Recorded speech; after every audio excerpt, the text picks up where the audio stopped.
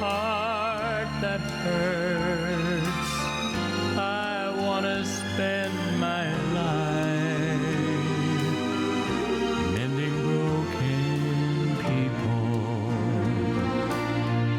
I want to spend my life mending broken people.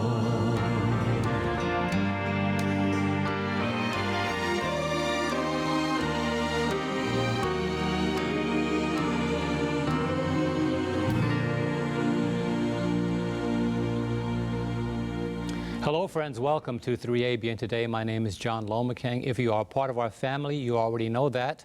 But thank you if you are tuning in for the first time. Remember this network, Three Angels Broadcasting Network, one we believe ordained of God, preparing the world for the coming of our Lord and Savior. We have a very blessed program today. We'd like to encourage you to stay tuned. Our world is a world that's replete with disasters of every kind and every magnitude. And we have three guests today that are going to talk about how the Lord has moved in their lives over the years to relieve the suffering and bring aid and relief and resilience to those impacted by disaster. So please do stay tuned. We know that your heart will be challenged not just to receive information, but to find out how you can become involved in also being an extended hand of the ministry of Jesus Christ. Also, thank you for your prayers and your financial support of this network as we continue going and growing, getting ready for the coming of our Lord. As you also know, we always have music on our program, and one of our very own, Pastor C.A. Murray, will bless your heart and prepare you with the song, Is It Any Wonder?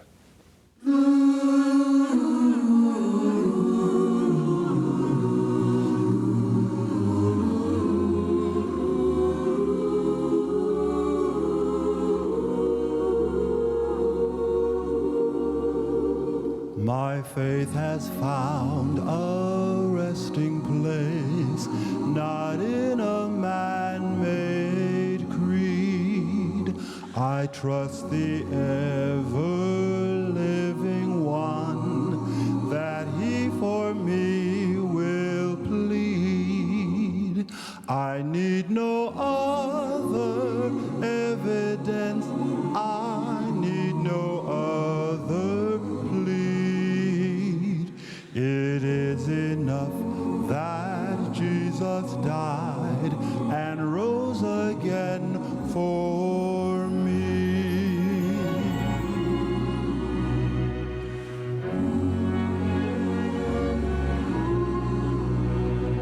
Enough for me that Jesus says, this ends my fear and doubt. A sinful soul, I come to him, he will not cast me out. I need no other evidence, I need no other plea. It is enough that Jesus died and rose again for me. The great physician heals the sick, the lost he came to save.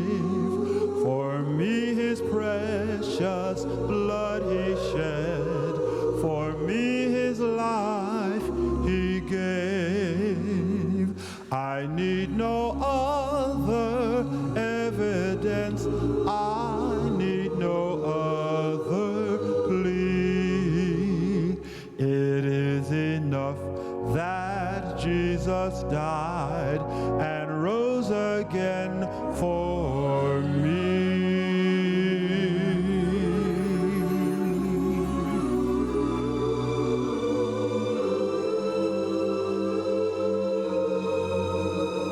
My soul is resting on his word, the living word of God.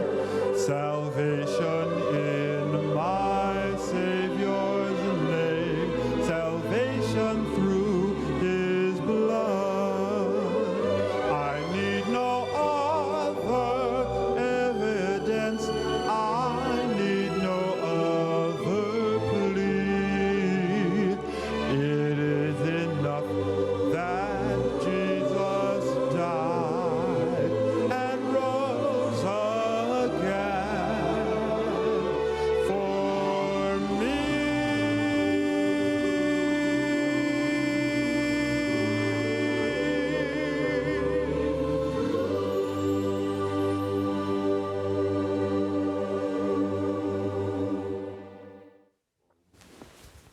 Thank you, Pastor C.A. Our faith has found a resting place, and that is really what our program is about today. Where do people find a place to rest in time of disaster and difficulty?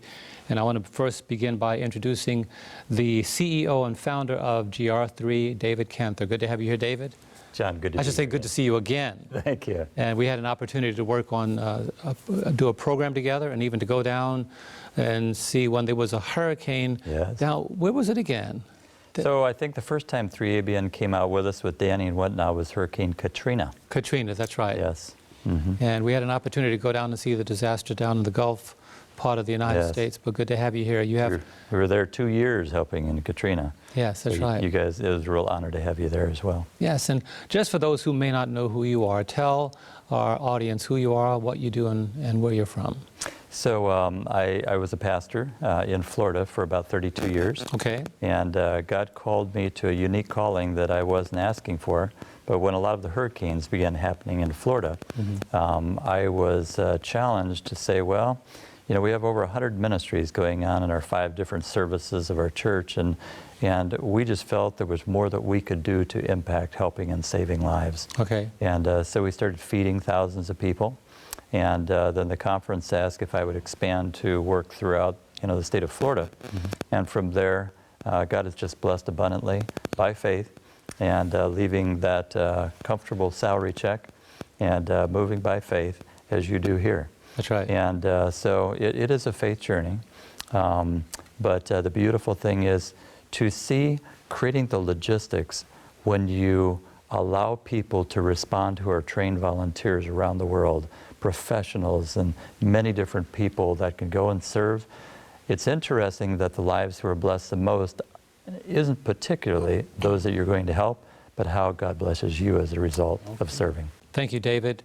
To your right is Eric Boltadano. Good to have you here, Eric. Thank you. It's good to be here. Yes, and for our audience, do the same, who you are, where you're from, and in a short, what you do right now.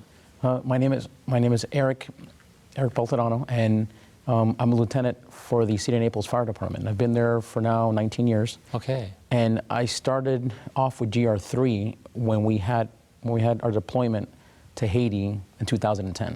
Okay. So I've been working with them since then. Okay, well, good to have you here today. Thank you. And to my far is Malcolm Schwelt. Am I saying that correct? That's correct. Okay, wonderful. And for our audience, who are you and where you're from and what you do right now? Thank you. Glad to be here. I'm an attorney, an educator, and I'm the president of GR3. Okay. On a side note, my wife and I are blessed with 8 children. 7 of them are girls. Amen. 8 girls? 7 girls. 7 girls. Yes. And 1 boy. The boy is in there somewhere? He's in the mix. In the mix. Okay, well, good to have you here today. Glad to be here. Okay. My wife is the 8th of 8. So, hey, having 8 children is good. Somebody's going to be blessed by the 8th and all of them together. Good to have you all here today. For those who are watching and we're talking about disaster relief today, but just kind of give us a little historical walkthrough how the Lord impressed you to start a ministry that makes a difference in times of disaster. I know we did the Acts. I remember Acts. It had a number of Acts. The beginning, I should say, the prefix was Acts, but you had Acts 9/11, Acts Ministries, but now GR3. What is GR3? So GR3 is actually a continued enlarging of that original name, Acts World Relief. We found that we needed to separate because we were doing a lot of church growth strategy. Okay. A lot of times going into countries when you're doing spiritual and emotional healing and training, a lot of churches and presidents were saying, you know, could you come back and develop more of how to reach out and help our communities in a lot of different ways. Right. And so we developed the Acts 911 side, church growth strategy, and then the GR3 International Global Global Rescue Relief and Resilience. Okay. And we are rapid. But so as first responders going in to help, doing an assessment, doing the response, and then leading to recovery. Okay. That stretches out many times over several years in helping people. Right. And so we find it very effective to go in by request to different countries around the world. Malcolm and I have worked with the BIDMC program of Harvard in their disaster medicine, which he's going to talk about later. Yes. And how now he's developing and we're developing a lot of in that area to help bring training instruction at a very high level of physicians. Okay. Getting that type of opportunity that they can be able to not only serve, but get fellowship degrees and specialties. So the main simple way of looking at it is God has called us to serve others in love. That's right. And how can we do that more effectively? Well, you need to create the logistics so that when they volunteer a week or 2 weeks of their time, they leave saying, I was blessed, I was a blessing, and I'll do it again. Okay. So on your end, the blessing is not only to those you help, but to you and your team, to those that are part of the rescue, relief, and resilience, which is the 3 R's. Yes. Okay. And it's a good point you're making. The last 2 doctors in Puerto Rico that went with us, they both said independently of each other, we really needed this individually. Get things back in perspective in our lives. That's why God has called us to serve. So many times people think it's, oh, we did a great thing out there helping somebody. But in reality, God knew us because He created us.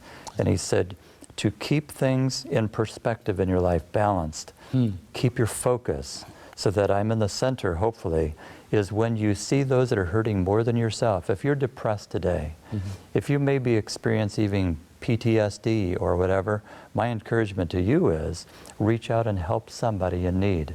And as you do that, God will bless you more abundantly. You'll look back and say, wow, because you gave your life to somebody else as Jesus gave to us, we are the most blessed. That's right. Said like a pastor. And but now you've been involved in a number of reliefs, more recently the disaster relief in Puerto Rico. And I want to take a little time and go to Eric here because we talked about logistics. And Eric, having been in the field he's in for 19 years, you have seen quite a bit of disaster from the individual level to the community level to the country level. And we brought with you some photos that you're going to walk us through, but just tell us about some of the logistics, and maybe both of you could chime in on that, or any one of you, but I'll begin with Eric. That's correct. A lot of the logistics is actually the first part. It's how we get together. We get to have a meeting with some of the officials from the hospitals, the health department, and everybody conjoint effort on one mission. To be able to bring Puerto Rico back to its feet. Okay. And with the first couple, the first 2 pictures that you're going to see, this is the team that was there together at the Bella Vista Hospital. Yeah. In this picture, we have people from walks of life of different. We have here the pastor, the youth pastor. We also have director of pharmacy and laboratory. We have in there also administration that from the hospital that was able to point out some of their needs. The next slide shows the health department, which was able to sit down with us and give us specifics of which towns were needed for us to be able to go and visit. They had a lot of the mountain towns and cities. People weren't able to go and even see if there was a need. The day we were there, the health department let us know that the roads were now open.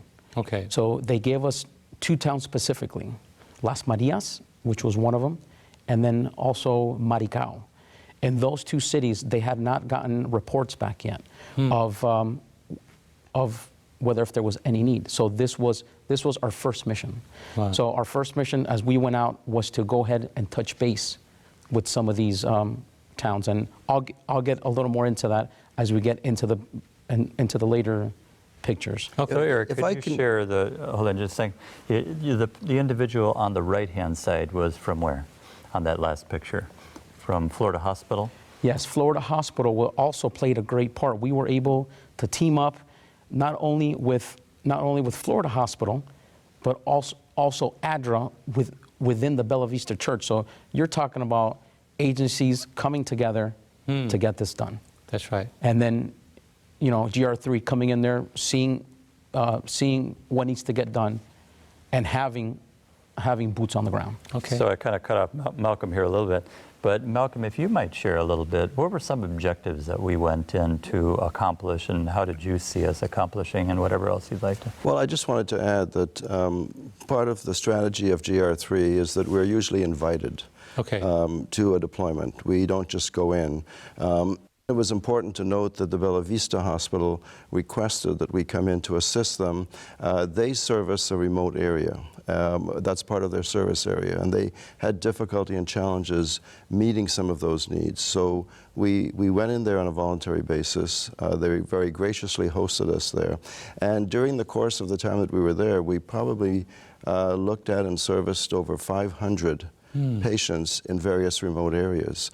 We also provided, and Eric will talk about this further, over $175,000 worth of gifts in kind, medicines and materials and things like that. So it wasn't just simply a case of us going without knowing what we were doing. It was pre-planned, there was a careful assessment, and in fact that assessment is continuing, and we'll talk a little bit later about what we're going to do with that. Okay. So Malcolm, there was another thing you accomplished that was pretty significant as well on this trip to Puerto Rico, working with the university and jobs. Maybe if you could share. Yeah, one of our team members is from another part of the U.S., and he came with a representation of offering over 1,500 jobs. And we have also about 3,000 jobs that were available. And we went down to Puerto Rico to let individuals know that we're there, we're supportive. You know, Puerto Rico is about 1,100 miles south of Miami, and it has been part of the United States since 1898 through the Spanish acquisition. So they're really part of us. And with this population of about 3.5 million people, and 100,000 people have left the island. We have noticed when we were leaving the airport that there were people that would pull up to the airport, leave their car there, go in, get on a plane, and just leave and come. We have reports, and you can verify this, that in Orlando there are needs for more buses, more bus drivers, more teachers. There is an expansion that's going on in certain parts of the country with our Puerto Rican friends and visitors. So there is a tremendous need. That need continues, and we are here to appeal to you to let you know, first of all, what is going on, what we're doing about it, and how you can help. And we'll talk about that in a while. And what I want to also add to that, when you talked about the airport, people actually just leaving and not coming back, 100,000 people. There were some outlying areas, and we have people that work here at 3ABN whose family, particularly the Dinsies, one of the towns I think you mentioned, there are outpost cities, outpost small communities that were so cut off from access that people had needs. It was amazing that people had you know, their particular, like oxygen or CPAP machines. There was no electricity to run those things. And so when it comes to some of the items you get there, what are some of the things that you take? That's a very good question. And that's where you try to do the initial assessment team going in, so you're not bringing the wrong things. Right. But a little bit to piggyback on what Malcolm was sharing, we try to have clear objectives going in. You modify that every day. But how much medicine do you bring in? Well, we had been in touch with Bella Vista and other doctors, and with government doctors, teams of doctors. So we got all that intel in. And we asked them to tell us, what medicine do you need in particular, which Eric is going to talk about a little bit more in a moment. But specifically, we took in about $175,000 of meds. And so this was stuff they requested, though. You want to try to match what their needs are and requests. The hospital said, we need certain things. So we tried to bring that in initially. And the kind of medicine you need to go out and do the mobile medical clinics, which they requested us to do, the triage type treatments of people with acute care and whatnot. But so you have to match the meds. We had sent in, before we got there, a couple of 80,000 kW generators with very large fuel tanks, 500-gallon, 1,000-gallon fuel tanks. We know that was a big need because this is long-term recovery. Right. The small generators are giving out after a month, two, whatever. So you need diesel generators that are built to last. They're estimating the magnitude of this storm, just to put it in perspective. It's going to be next March before they get power back up in the mountains. The storm hurricane came right up through the center part of the island. And so you're talking months down the road. And so there's about 70% of the inhabitants in Puerto Rico that have water, but it's all condemned. Okay? Right. You have about 20% of people that have power right now. And it's growing maybe 10% a month. And so this is long term. There are no utility trucks lined up waiting. Right.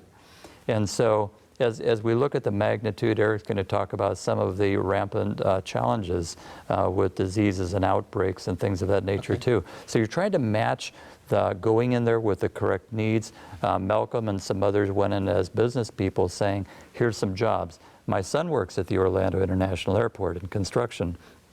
1,800 people arriving every day from Puerto Rico. And they go through a quick FEMA assessment, boom, here's your check. That's it. It's like, well, where do we go from here? Right. And so people are arriving, 100,000 people is a lot of people to assimilate. Migration primarily. Yes. Too far. And so basically, that's what we're trying to do long term is preempt some of that, go and help them say, here's jobs, here's specific jobs of people that will hire you. Okay. So that gives you a little bit of insight into the bigger picture.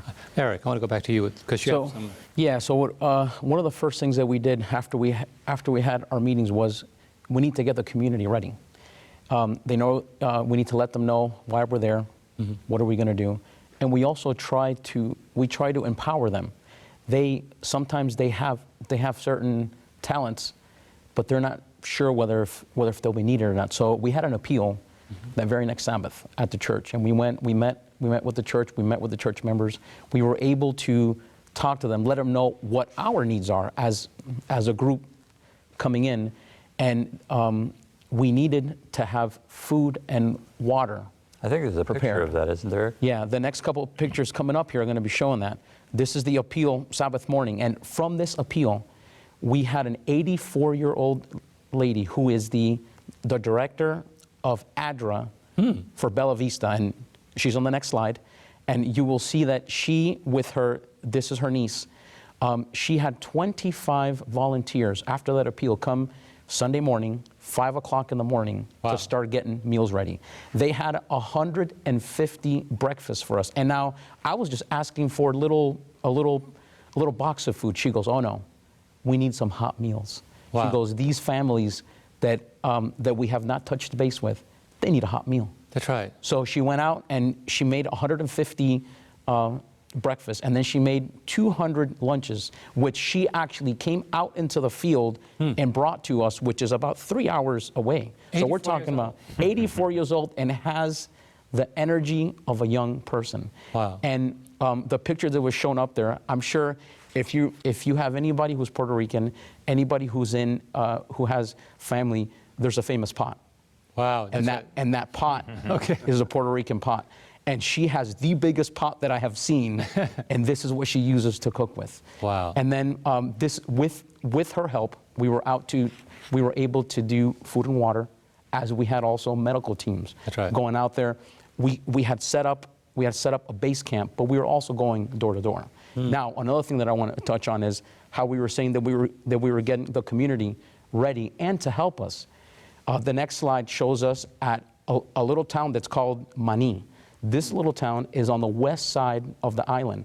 This is right on the shore. The Medical Cadet Corps, very famous in Puerto Rico. This is over there after the Pathfinders, which is a youth ministry.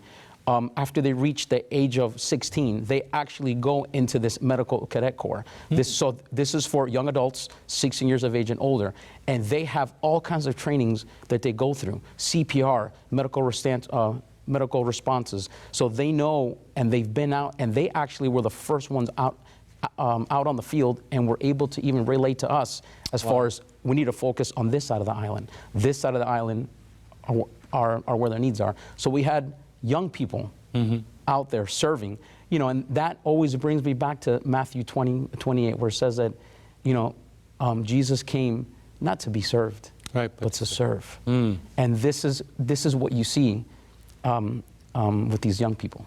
So as we keep going forward in these pictures, you're also going to see some of the damages, which is where we're going to move into. We obviously can't show you all the pictures. We're very limited to what we can show you. But on these next slides, you will see here, this is in the same town of Manin, which is on the western side. The eastern side is where they had a bigger surge. This surge here, if you look at the wall, look at the background, you can see the water line over the stove and up into the first quarter or the first third of the building. You're talking about 4 to 5 feet of water inside this home. Yeah. The next slide shows the dirt and the mud and the sand that's on the floor. The residue. Yeah. We were talking to some of the homeowners, and they were saying that it took about 48 hours for this water to recede. But you're talking about furniture lost, beds, whatever it is that they had was all on the side of the road, along with debris and all kinds of stuff. And the next slide here, this was a wooden home. If you had a wooden home in Puerto Rico during this storm, you suffered great damage. Some homes were completely gone. One picture that I wasn't able to give here was a home that had concrete block for the first floor, wooden floor for the second floor. Second floor was completely gone. And this was a family, a mother who had eight foster children. And she had to return those kids back because she knew that she wasn't going to be able to care for them during this time. Wow. And then the rest of the story, you can fill us in on that. Well, she asked to have the children back after the storm came and went, and they refused to give her back the children because she has nowhere to go. She and her husband are living in a tent in their open garage. And it's a very tragic situation. Eric and I were there, and we stood upstairs, and there's nothing but open air. And the tragedy is that the children are being used to one home, have to go back and readjust. And this is part of the process of what we are doing with the psychological, social, emotional training that we provide also. That's one of our objectives. It's not just simply the medical assessment, but the tremendous amount of needs that are going to continue for months and even years with the psychological training. Eric has some slides about the help that he gave the children, the play therapy, and it was just wonderful as they really feel the need that. Yeah. So with the next slide coming up, you're going to see some of the pictures of the roadways. This picture here is actually showing sewer. It's showing here how it's all starting to back up. Yes. And which brings us into a number of health issues. That's right. You know, which we're going to be getting into. Contamination. Yeah, contamination, a disease, which we're going to be talking about a story later.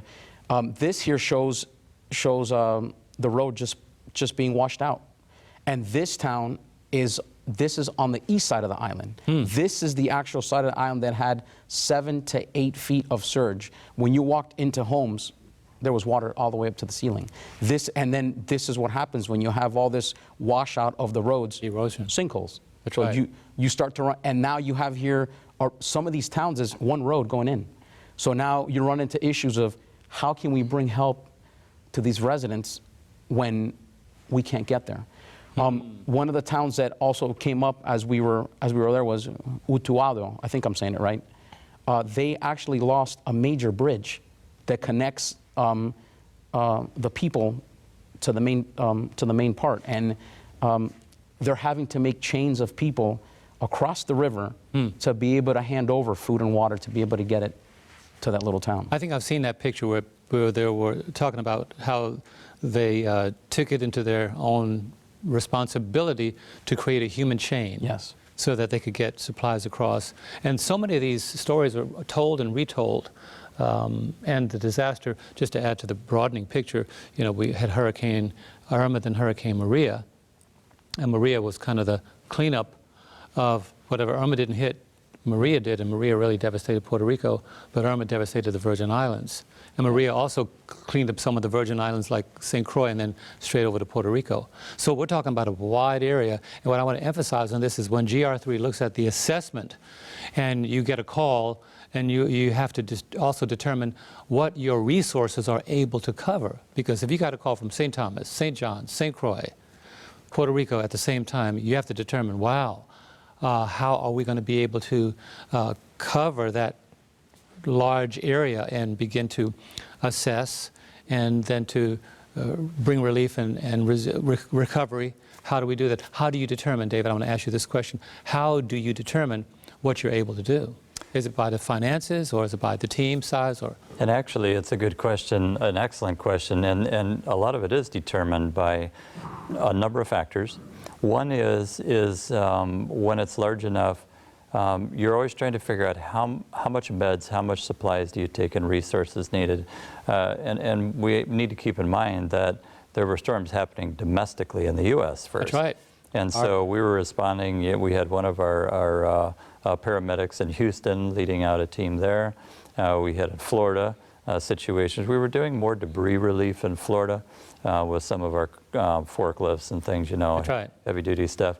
But then we saw, the path of things coming because we are focused more on doing international response now. So you're looking at that global picture. Usually where there's one storm, the next one's on its heels. And it just usually happens cyclically. And so too often we think, oh, whatever organization, we're big enough to do it all. No, you're not. You're a little pebble in the pond. And so you're trying to assess now, where do you put your priorities and focus? And there is donor fatigue going on globally. There's so many storms happening. People are saying, well, I already gave, or what do I give to? That's another challenge that is facing. There are many emergency response organizations that cease to exist today, financially. Even in light of GoFundMe. Yes. Because people I've seen on, I did a GoFundMe page for family help in St. Thomas. Yes. After doing that, I realized so many GoFundMe, help Puerto Rico, help Harvey, help Miami, help. And so that's the donor fatigue. Yes, it is. Because people will say, how can we give to so many? Our resources are limited. Yes. But then also to help when you talk about the assessment of it, the team that you talked about, you partner with other organizations too. Like ADRI, you mentioned one of those, which is Venice Development and Relief Agency. So that helps you to collaborate your efforts. And I just, maybe you want to speak to that, but I want to ask Malcolm a legal question, because on that perspective, I didn't forget you. How do you get by the logistics of it legally? Because, there's so many risks to not only the team members, but you're going into areas where if a team member is hurt on a foreign soil, these are logistics that, how do you?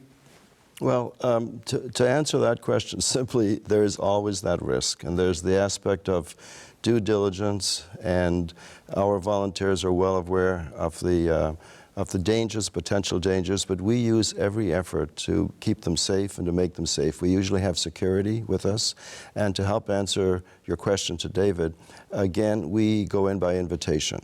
We always do a pre-assessment, and we always make sure that we have a place to go.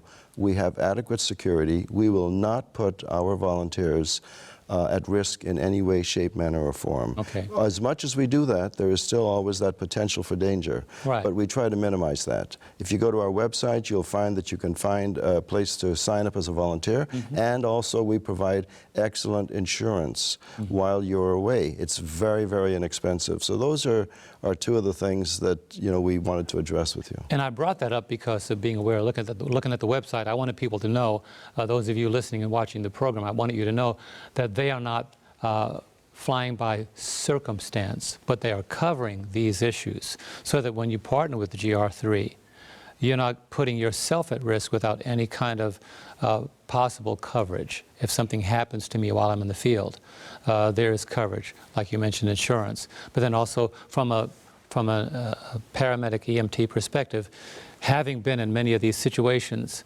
you say, well, here are some of the things that we have to be very careful before we even go into situations like that. And we want to make sure that we have the skill set, the expertise for the particular location. Right. We don't want to overestimate our ability. We want to be humble enough to recognize our limitations. Right. And I think it's very important that that pre-assessment that we've talked about numerous times is taken care of and looked after. Eric? And John, I want to mention like this, the assessment is an ongoing thing. That's right, because That's something that can change day to day. It can change hour to hour. In the next couple pictures, you're going to see where we actually have the group that is actually out in the field. Now, this is what we call boots on the ground. And I just want to sidetrack just for 1 second. Sure. Something you'll see pictures where we went into the little town of Maricao, up in the mountains, which was called Indira Fria. When we went there, something as simple as we were there for hours. Something as simple as not having a bathroom location for our staff to be able to go to the bathroom, to be able to, something as simple as that. I was actually joking with Pastor Canther. I had a knife with me, and that knife on this trip opened up so many. It's a knife, a little trick that we use at the fire department to be able to open doors. Now, I say that cautiously, because there's doors that God always closes for us because He doesn't want us to go there. So when I physically open a door with that little knife, that thought always comes to my head. You know, is this a door that the Lord wants me to open? And that day we were in a little basketball court covered, and we were able to open up the bathrooms that were there, so we were able to use it. We were using that area as a base camp. Okay. So to go back to some of the pictures here, we have here doctors from California, doctors from Naples, Florida, from Fort Myers, and we were on scene here. This is Dr. Fox, a wound specialist from California, and he was treating here a diabetic patient that had a sore on her foot that had not been seen or treated for the last 30 days. He was able to go in there, debris, clean it, and give her a fresh bandage and fresh wrap, which it might seem like a little thing, but kept her from developing an infection and serious problems later on. Yeah. And this is a lady who just needed a simple treatment to be able to keep her healthy.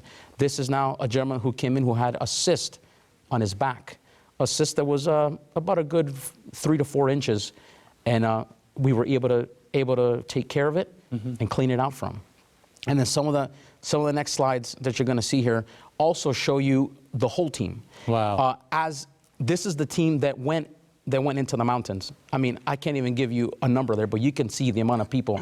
And when they were very thankful, the hospital, to have us there, where you had doctors and nurses that were coming off duty and were saying, "Where are you guys at today? I want to come with you." And these are local doctors that were able not only to help us to be able to get to some of these towns, some of them were from these towns, lived in these towns, and were happy to go back because they had families, relatives to be able to go and take part of this effort.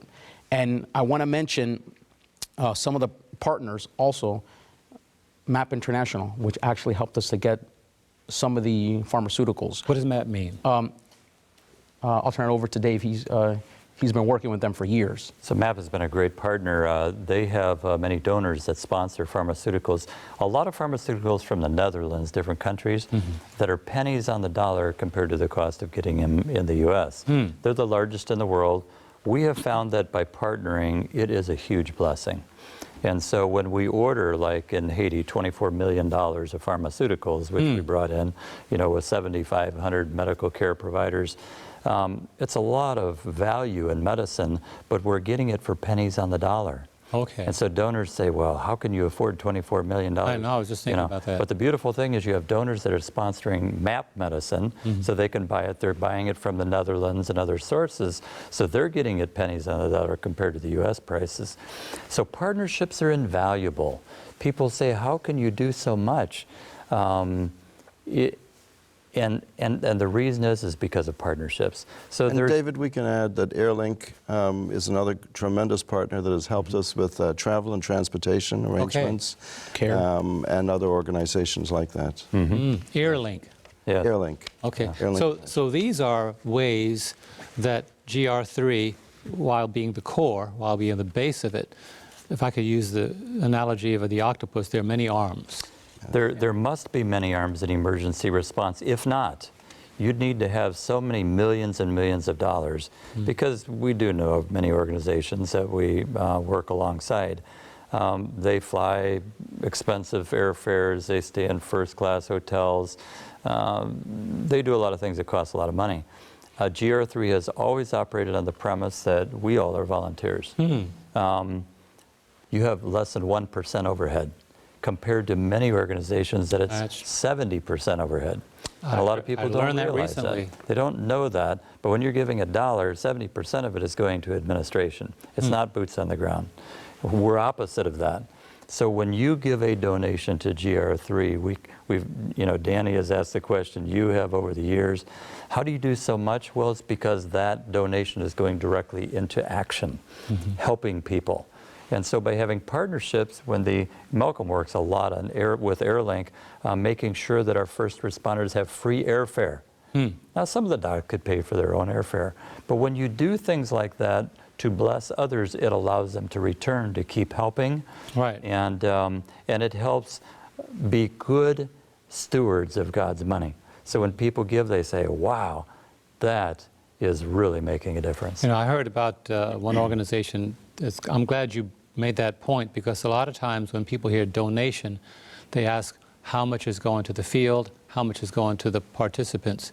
I heard a story where one company, I'm not going to mention the name of the company, it's very well known around the world, that the CEO had a $650,000 bonus. That's right. And I thought, do the people know that $650,000 of their donated dollars just was a bonus, not salary? How much relief can the people actually experience on the ground? And a lot of that happens, but GR3's philosophy is we volunteer and the monies go to fund the relief effort, the assessment effort, the revitalization effort. If I can just add to that, one of the most rewarding things was our opportunity to visit the Antillean Adventist University. Yes. Dr. Jimenez is a wonderful, wonderful man, and they have a problem with water, and they have a problem with electricity, and they're spending about $7,000 a day in a budget that they don't have that money for, just to keep things going. Now, the point that I'm raising is that we have partners that helped us in the Philippines to provide huge water filtration systems, and they have asked us to help them with this, and we are working towards getting that process where we can take the system to help keep the university going. So let's pray for them, let's continue to work hard, and we'll work with our partners to see what we can do to get the Antillean University back on track and working again. And similar to Maranatha, which does building, you're the rescue, relief, and resilience aspect of an operation that operates on pretty much the same premise, by invitation.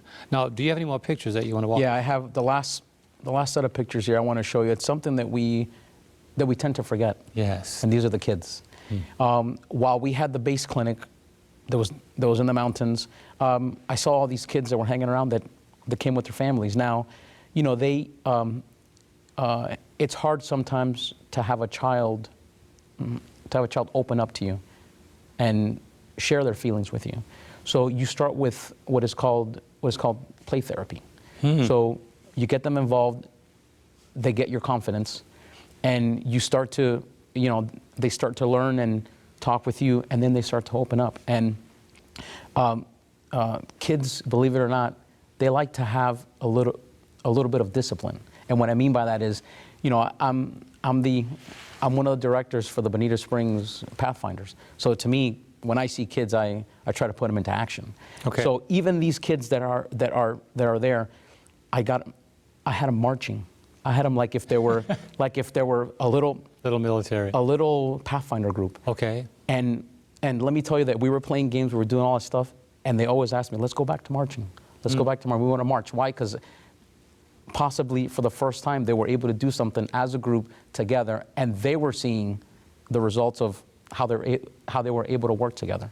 Wow. And so we were talking with them, and this is one of those stories where the parents were like, they've been so into trying to get their homes fixed, trying to get water, food, some of these things that they have to get, where they're not able to have that time with their with their children, just to be able to be kids. And the parents are like, this is one of the first times that I've seen my child smile and even laugh. In the midst of disaster. Yeah. Tell me about the By Faith credit card, because these things that you're doing take funding.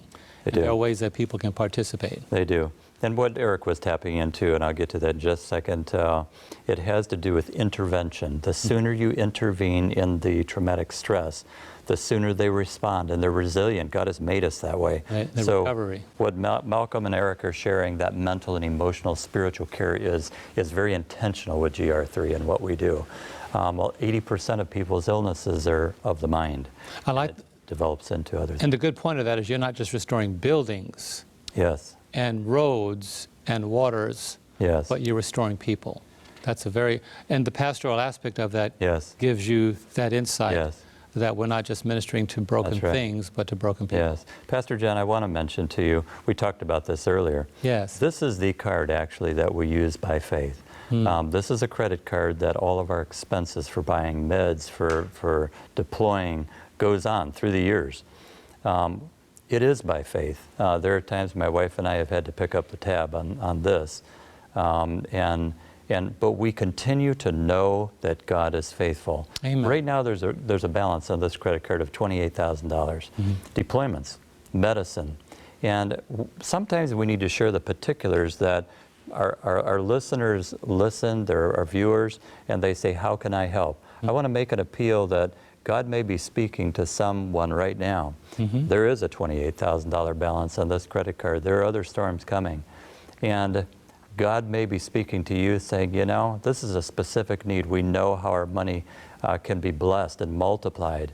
And if you would like to make that donation, there's an address right now that you see on the screen. We'll give it to them before the program. And that'll be on the screen. And it's a new address that we have a benefactor that is actually starting up what we're calling our new training center in Claremont, Florida. That address will be on the screen at the end. And there's a phone number. It's Malcolm's phone number. So that when they make a donation, you can call Malcolm, speak to him. If you're calling on the Latino station, you'll speak with Eric. That's right. Malcolm will send a personal thank you as a donor to help out with things specifically like this credit card. So that's what we're believing for, is we don't believe this balance should be here. And so a number of you could give small donations, some of you could give larger donations, but whatever exceeds this goes into our next deployment in helping. So we're just thankful that many of you donors through the years have made this possible. And I also want to mention something that we did not establish in the beginning. Not only are you an EMT and a paramedic and have been in the field for 19 years, but you're the Spanish director for GR3. And just want to make sure that we put that in place. And as Pastor David pointed out, there are differences that you can make in your donations if you want to participate in. You may say, I want to be a volunteer. At the website information we give you in just a moment, you'll find out how to be a volunteer, how to be involved in not only volunteering, but receiving training, because there are upcoming disasters that are not yet on our calendar. We don't have it on the news yet, but we live in a world of constant pain and disaster, and there is this ever-present need to help individuals in the sense of 3 Gs, or the 3 Rs, rescue, relief, and resilience. And so to participate in that, to volunteer, to be part of the training, to find out more about inviting this organization to come and present at your facility, as well as donating. They are a 501c3 organization, so this is a tax-deductible donation. Here's the information that you need to participate in this ministry. Thousands of youth and adults are joining the GR3 volunteer community, since volunteer work is an exceptional way to help others. To join their global response network, please visit their website, gr3international.org. There you'll find the various ways they provide disaster preparedness training, education, and related services to both domestic and global communities. Donate online at gr3international.org or call them at 941-504-2324. Their mailing address is GR3 International, 11450 Nellie Oaks Bend, Claremont, Florida, 34711. As as you have seen, in a world of constant need, GR3 has been the organization over how many years now, David? 15 years. Over the last 15 years that the Lord has put on the front line to make a difference, even in some of those most recent disasters down in Puerto Rico. And thank you, Eric and Malcolm. But Malcolm, you have some stories you want to share with us about the developments and things that have been happening that you've experienced as being part of GR3. Yes, thank you. You know, as a result of recent responses and the disasters, we have seen a demonstrated need for more training from all levels, from the base levels to the medical professionals. And as a result, GR3 will be instituting a disaster medicine institute, which will be a good leaping off point, a jumping point for organizations, medical professionals, to help train, grow, particularly in the Caribbean, tropical diseases and other things like that. In conjunction with that, I wanted to just share with you very briefly, you know, Puerto Rico has a coffee crop. And this year, the coffee crop was destroyed, 85 to 90% of it. And you also have to keep in mind that Puerto Rico brings in imports most of their produce, 90% of it. We went to a remote area. We walked up a hill, and there we saw the owner of a plantation. He was 76 years old, Luis. Luis was despondent, crying, in tears, sitting on the ground, and his wife was with him. We asked what had happened, and Luis announced that his 51-year-old son, who was the foreman of the plantation, had just died 3 weeks ago. And he died of leptospirosis as a result of that. That is an aggressive bacteria that humans catch. It moves very, very quickly, and it comes from rodent droppings and from fecal material. Luis was despondent. We prayed with him.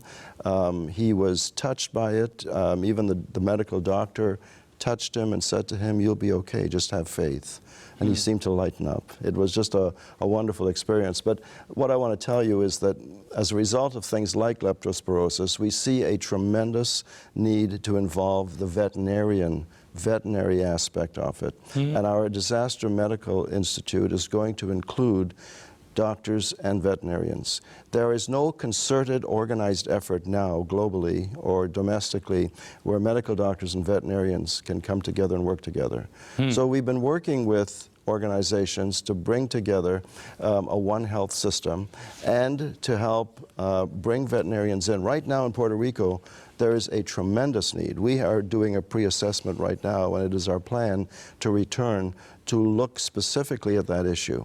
When you go to work in the morning in Puerto Rico, by and large, you have your animals outside, you put the food out, and the dog or cat has to fight with the crows and the iguanas to get the food. So there's a lot of bacteria and disease that's potentially there. So just wanted to share with you that that's an important piece, the veterinary piece, and stories like Luis, tragic, but in a way they all come around that they can find Christ. They can look, this man did not believe at all. Right. But it took a tragedy in his home, in his life for that. Thank you. David, as we're winding up our time here today, what are some of the things you'd like to leave with our audience? We would love you to, number one, pray for us. Okay. Prayer creates the foundation for miracles to happen. To pray for us means a lot as partners. Secondly, yes, if you know friends and partners that would like to volunteer for short opportunities globally, but many of you cannot respond globally. And so God has blessed you financially. We've had vehicles donated, we've had things donated, but financially we need your help today. Okay. Eric, 20 seconds.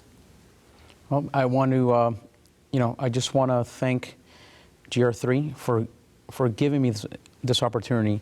In my field, this is what we do, but this is to be able to travel with GR3. It's truly a blessing at the end of the day, at the end of each mission for me. Well, thank you, Pastor Canther and Eric and Malcolm. Lawyer, thank you so much for being here. And as you see, GR3 is a ministry that's made a difference, continuing to make a difference. And now you can partner with them to also make a difference in what may impact your life or somebody else's in the future. So until we see you again, may the Lord continue blessing you as you expand the kingdom of Christ as we get ready for His return.